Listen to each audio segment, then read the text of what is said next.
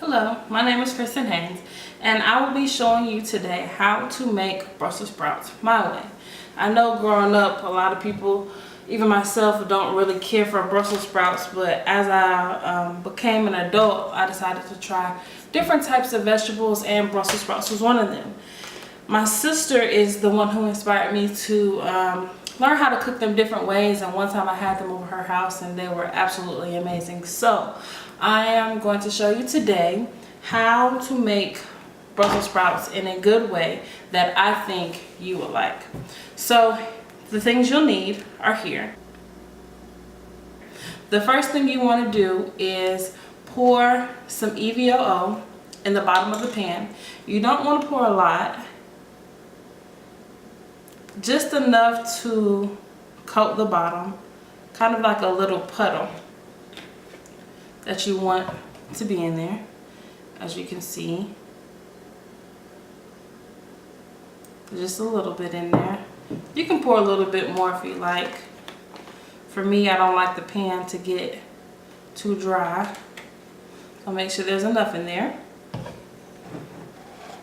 Then your next task is to cut the Brussels sprouts in half. You cut them in half and you place them face down in the pan.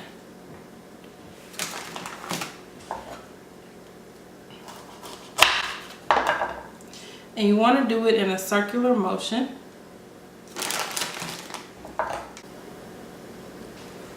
Probably the most expensive thing that you'll have to buy is the Brussels sprouts.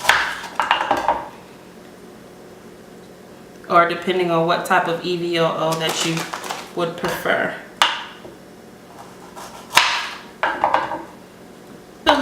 The bottom of the pan, that's okay. If you have more, you just put them on top, because as they cook, that steam will rise and cook the top of them too. And then when you mix them around and things like that, it'll still get the crispiness that's on the bottom.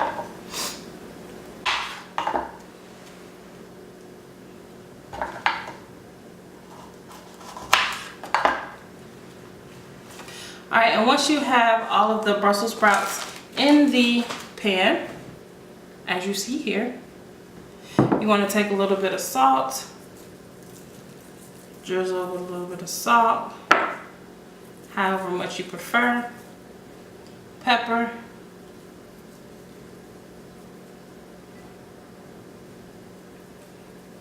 then to the stove. Okay, so now that you have the Brussels sprouts on the stove, you want to turn it to about medium heat and just let the Brussels sprouts cook. You want to keep them unbothered for about maybe, I say 7 to 9 minutes, so that the bottom of those Brussels sprouts really get brown and get that texture of crispiness on the bottom.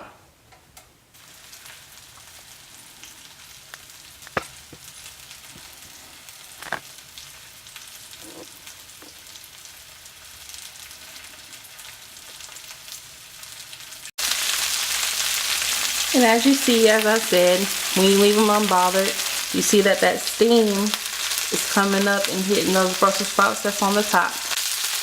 Okay, so once they've been cooking for about 7 to 9 minutes, you want to first turn the heat down. And you see that? They're not burnt. That's just that good crispy texture. That's what's going to make for that good flavoring.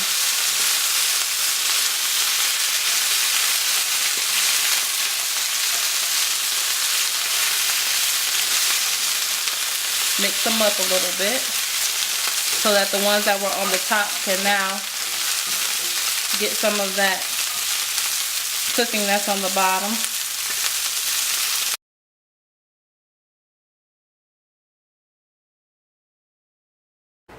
Alright, so now that you have your Brussels sprouts done and they're fried to your perfection, you transfer them to another bowl, and here comes the best ingredient to me the secret ingredient, and that is honey.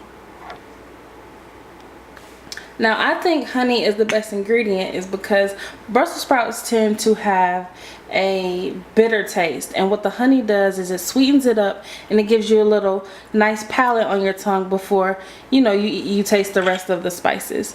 So you just drizzle it with as much honey as you would prefer.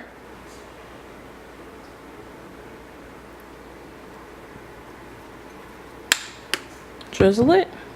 Instead of mixing it up, I like to just cover it, shake it, little up, little down, kind of like you're tossing a salad. Make sure that honey is coated on all of the Brussels sprouts. Open it up and you see how they have that nice little type of glaze on them. A nice glaze. And then enjoy.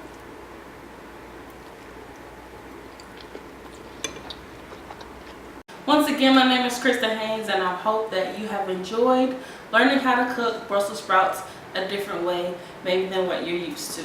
Enjoy.